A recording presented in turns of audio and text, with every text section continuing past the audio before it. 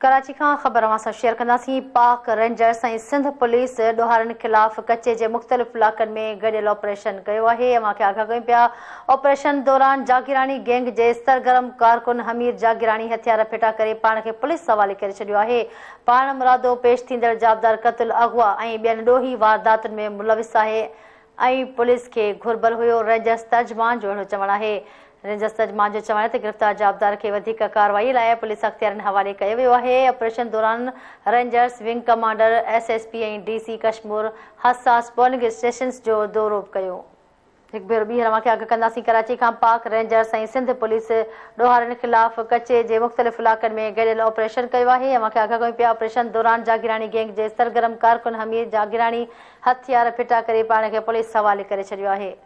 इन जा वधीक तफ़सील वठंदासीं। धरती टीवी न्यूज़ जो रिपोर्टर इसहाक सर्किल लाइन ते मौजूदु आहे। जी इसहाक, वधीक अपडेट कजो।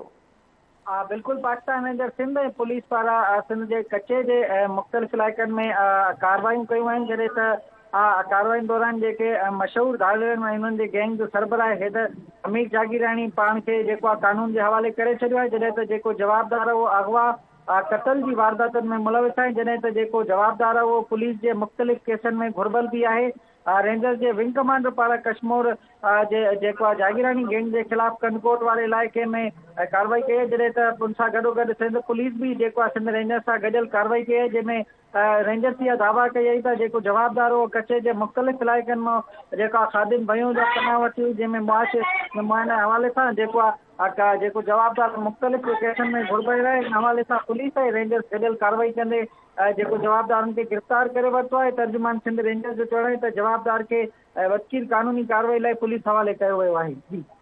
ठीकु आहे साक, वॾी महिरबानी तफ़सील ॾिना।